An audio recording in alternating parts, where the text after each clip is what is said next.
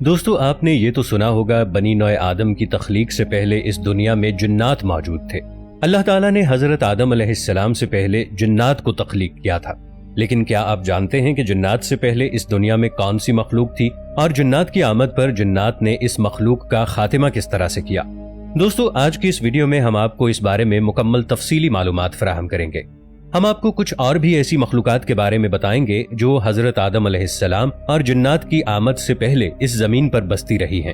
اس video میں ہم آپ کو یہ معلومات بھی فراہم کریں گے کہ اس دنیا کی ابتدا کیسے ہوئی اور اتنی ساری مخلوقات کو اللہ تعالیٰ نے کس مقصد کے لیے پیدا کیا۔ نماز میں 2 سجدے کیوں کیے جاتے ہیں؟ ان سجدوں کے پیچھے کیا حکمت چھپی ہے؟ دوستو اللہ تعالیٰ کی تخلیق کردہ کائنات اس قدر پراسرار ہے، اس میں اتنے راز چھپے ہیں کہ اس میں لاکھوں اور کروڑوں کی تعداد میں اللہ تعالیٰ کے کرشمات موجود ہیں۔ انسانی عقل ان کرشمات کا احاطہ نہیں کر سکتی۔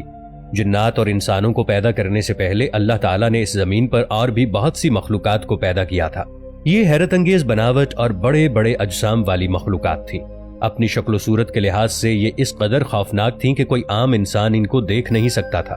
ان میں سے بعض مخلوقات ایسی تھیں جو کہ پر رکھتی تھیں اور کچھ مخلوقات ایسی تھیں جن کے 2 سر تھے، ایک آگے کی طرف اور ایک پیچھے کی طرف، اور ان کے بہت زیادہ پاؤں تھے۔ اس کے علاوہ اللہ تعالیٰ نے ایک ایسی مخلوق بھی پیدا کی جس کا جسم شیر کی طرح اور منہ کسی پرندے کی طرح تھا۔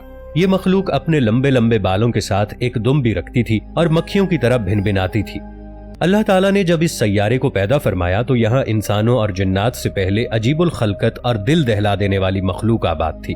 وقت کے ساتھ ساتھ اور ماحولیاتی تبدیلیوں کے باعث یہ تمام مخلوقات اپنا اپنا وقت گزار کے اس دنیا سے ختم ہوتی گئیں اور ان مخلوقات کی جگہ نئی مخلوقات آباد ہوتی گئیں۔ پھر ایک وقت ایسا آیا کہ اللہ تعالیٰ نے جنات کو تخلیق کیا۔ ابھی جنات کا وجود تھا اور اللہ تعالیٰ نے انسان کو تخلیق کرنے کے بارے میں سوچا۔ اللہ تعالیٰ کی پیدا کردہ مخلوقات میں سے کچھ مخلوقات بہت زیادہ طاقتور اور شرارتی تھیں۔ کچھ لوگ یہی سمجھتے ہیں کہ اس دنیا میں ڈائناسورز، ان کے بعد جنات اور اس کے بعد انسان پیدا کیے گئے۔ دوستو ایسا بالکل بھی نہیں ہے۔ ان سب سے پہلے اللہ تعالیٰ نے زمین پر نہایت ہی عجیب و غریب مخلوقات کو پیدا فرمایا۔ ان عجیب و غریب مخلوقات میں سے ایک مخلوق ہن اور بن بھی ہے۔ قرآن پاک میں ان کے ذکر کی طرف اشارہ بھی ملتا ہے۔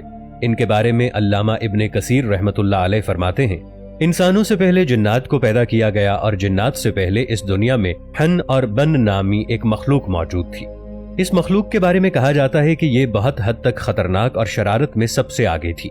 جب اپنی شرارت کی بدولت انہوں نے زمین پر فتنہ فساد برپا کرنا شروع کر دیا تو اللہ تعالیٰ نے جنات کو پیدا فرما کر اس مخلوق پر حاوی کر دیا۔ جنات نے اس مخلوق کو چن چن کر مارنا اور قتل کرنا شروع کر دیا۔ جو مخلوق بچ گئی تھی جنات نے انہیں مار کر اس زمین سے بھگا دیا۔ اس طرح ہن اور بن کے بعد جنات اس دنیا میں آباد ہوئے۔ اس سے پتہ چلتا ہے کہ جنات سے پہلے بھی اس دنیا میں افراد سے مخلوقات آباد تھیں، اور اسی بات کو مد نظر رکھتے ہوئے اللہ تعالیٰ قرآن پاک میں ارشاد فرماتا ہے، میں زمین پر اپنا ایک نائب بنانے والا ہوں۔ تو فرشتوں نے اللہ تعالیٰ سے عرض کیا، اے اللہ، تو اس روئے زمین میں ایک ایسی مخلوق کو پیدا کرنے والا ہے جو زمین پر فتنہ و فساد برپا کرے گی اور قتل و غارت کرے گی۔ فرشتوں نے یہ بات اس کے پیش نظر کی کہ وہ پہلے سے ہی زمین پر ہن اور بن کا فتنہ فساد دیکھ چکے تھے، اور یہ بھی دیکھ چکے تھے کہ جنات نے کیسے انہیں بعد میں آ کر قتل کیا۔ یہ تمام آیات اس بات کی طرف اشارہ کرتی ہیں کہ زمین میں اور بھی مخلوقات موجود تھیں۔ حضرت عبداللہ بن عمر رضی اللہ تعالی عنہ نے فرمایا کہ حضرت آدم علیہ السلام کے اس زمین پر آنے سے 2000 سال پہلے ہن اور بن نامی مخلوقات رہا کرتی تھیں۔ انہوں نے زمین پر فتنہ فساد پھیلا کر ایک دوسرے کو قتل کیا۔ ایک اور روایت میں یہ بات بھی آتی ہے کہ اللہ تعالیٰ نے زمین اور آسمان پیدا کرنے سے پہلے فرشتوں کو تخلیق کیا تھا۔ فرشتوں کے بعد جنات کو آگ کے شعلے سے پیدا فرمایا، اور جنات کے بعد انسانوں کو مٹی سے تخلیق کیا گیا۔ اس روئے زمین پر جس خاکی وجود کو سب سے پہلے تخلیق کیا گیا تھا وہ اللہ تعالیٰ کے نبی حضرت آدم علیہ السلام ہیں۔ آپ بنی نوع انسان کے لیے پہلے پیغمبر تھے جو اللہ تعالیٰ کی شریعت لے کر آئے تھے۔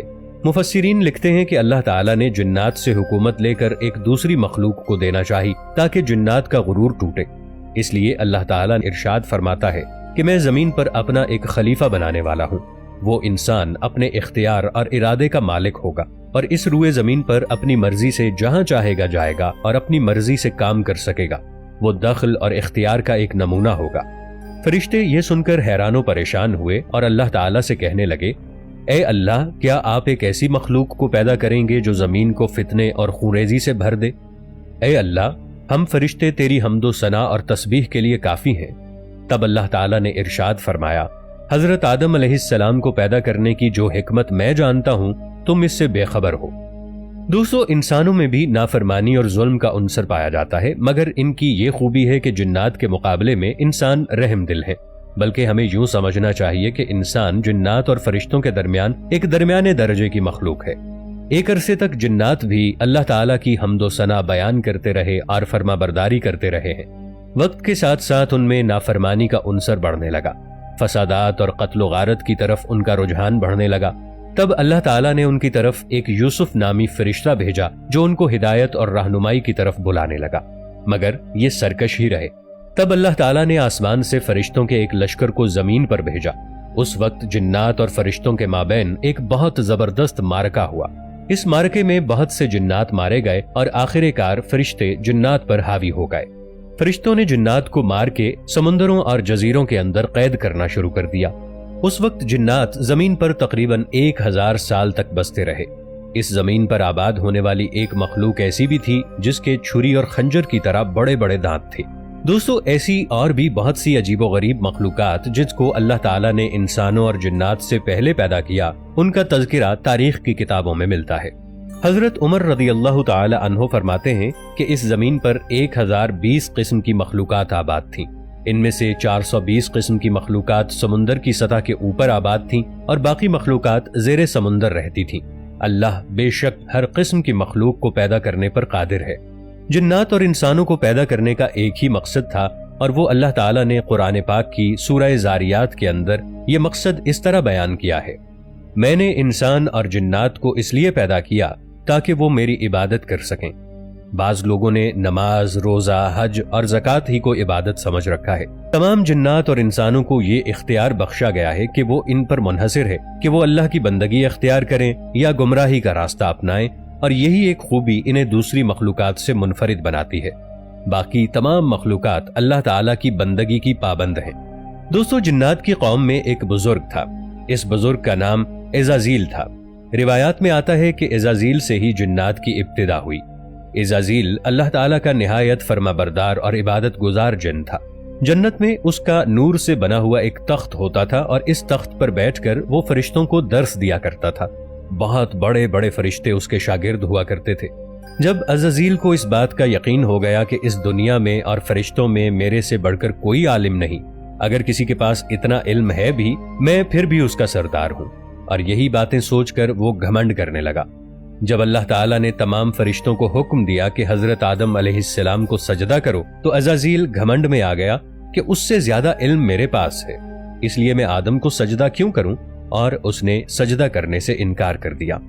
فرشتوں نے جب حضرت آدم علیہ السلام کو سجدہ کیا تو اگلے 100 برس تک وہ سجدے میں پڑے رہے۔ فرشتوں نے جب سجدے سے سر اٹھایا تو انہوں نے دیکھا کہ عزازیل حضرت آدم علیہ السلام سے منہ موڑے غرور میں ایک طرف کھڑا ہے۔ اس کا سارا منہ کسی اندھیری رات کی طرح سیاہ ہو رہا ہے جو اس سے پہلے بہت خوبصورت ہوا کرتا تھا۔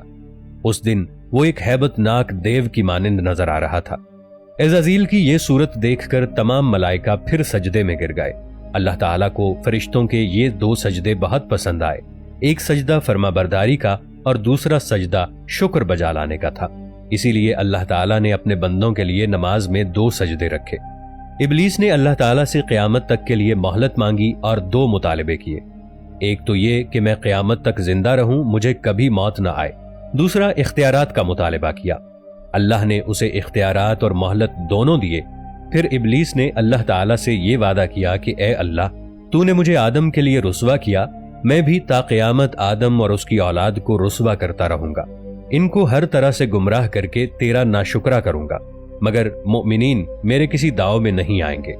اللہ تعالیٰ نے اسے مہلت دی اور کہا، جا اپنی ذلت اور رسوائی کے ساتھ انتظار کر یہاں تک کہ مہلت کا وقت ختم ہو اور تو جہنم میں چلا جائے۔ ہماری اللہ تعالیٰ سے دعا ہے کہ اللہ تعالیٰ ہم سب کو نیک صالح اعمال کرنے کی توفیق عطا فرمائے اور جہنم کے ایندھن اور شیطان کے شر سے محفوظ فرمائے۔ آمین ثم آمین یا رب العالمین۔